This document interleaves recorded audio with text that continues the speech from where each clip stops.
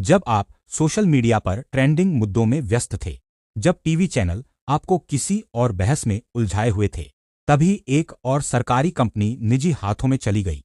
नाम है IMPCL। लेकिन असली सवाल कंपनी का बिकना नहीं है। असली सवाल है कि आखिर सरकार एक के बाद एक सरकारी कंपनियों में अपनी हिस्सेदारी क्यों बेच रही है।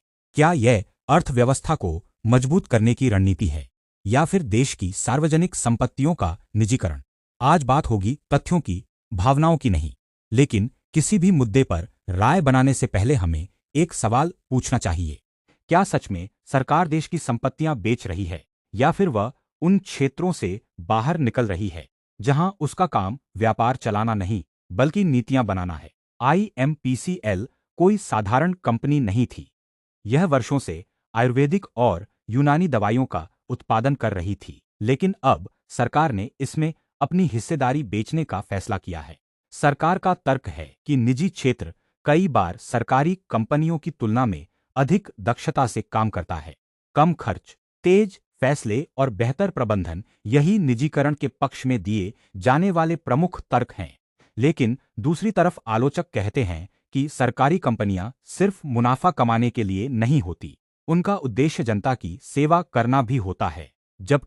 जब बाल्को और हिंदुस्तान जिंक में सरकारी हिस्सेदारी कम हुई, तब भी यही चर्चा हुई थी।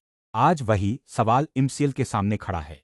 क्या यह एक आर्थिक सुधार है या फिर सार्वजनिक क्षेत्र के लगातार सिमटने की कहानी? इसका जवाब शायद आज किसी के पास नहीं है। लेकिन इतिहास हमें एक बात सिखाता है, किसी भी फैसले की सफलता उसके इरादों से नहीं बल्कि उसके परिणामों से तय होती है। अगर निजीकरण के बाद सेवाएं बेहतर होती हैं, रोजगार बढ़ता है और जनता को लाभ मिलता है, तो लोग इसे सही फैसला कहेंगे। लेकिन अगर इसका लाभ केवल कुछ लोगों तक सीमित रह जाता है, तो सवाल उठेंगे और उठने भी चाहिए। क्योंकि लोकतंत्र में सवाल पूछना विरोध नहीं होता, सवाल पूछना नागरिक होने की जिम्मेदारी होती है। और जाते जाते एक सवाल आपसे, क्या सरकार को कंपनियां चलानी चाहिए या सरकार का काम सिर्फ देश चलाना होना चाहिए? अपनी राय कमेंट में जरूर लिखिए, क्योंकि देश का भविष्य सिर्फ संसद में नहीं, जनता की सोच में भी तय होता है।